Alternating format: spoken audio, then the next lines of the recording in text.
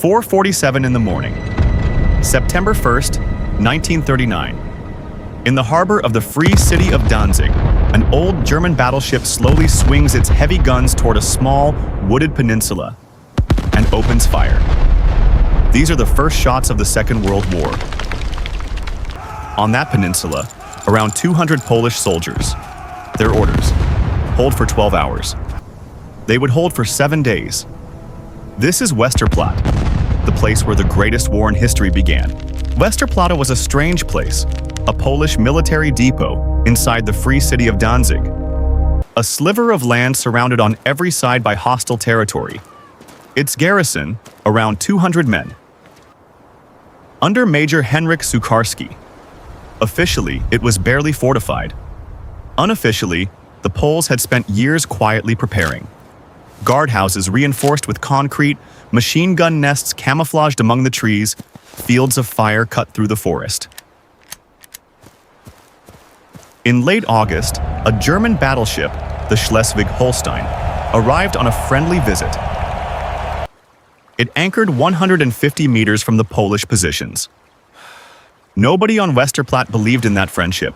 At 4:47 a.m. on September 1st, the battleship's guns roared at point-blank range. The perimeter wall was blown apart. Minutes later, German naval assault troops poured through the breach, expecting a 15-minute sweep. Instead, the forest came alive. Hidden machine guns caught them in a deadly crossfire from 3 sides. The attackers were cut down among the trees and thrown back to their start line. A second assault came that same morning. It ended the same way. German radio had already announced Westerplatte's fall.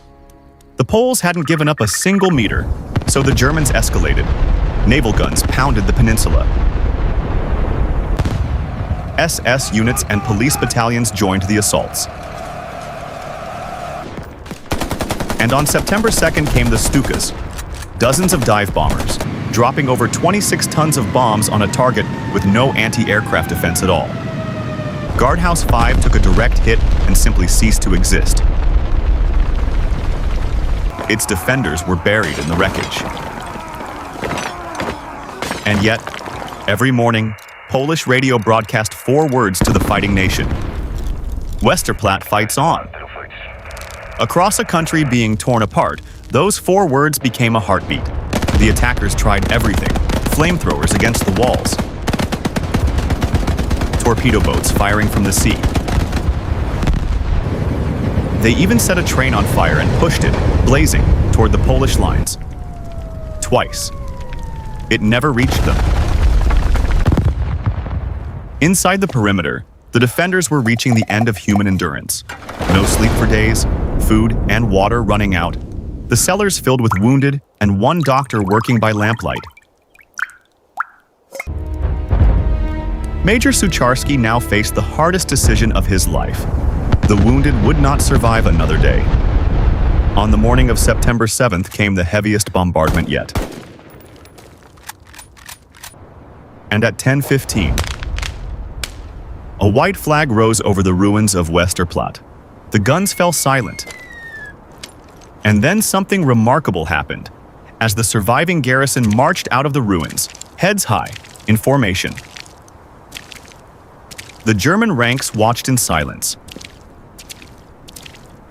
The German commander was so impressed by the defense that he allowed Major Sucharski to keep his officer's saber in captivity, an honor almost unheard of.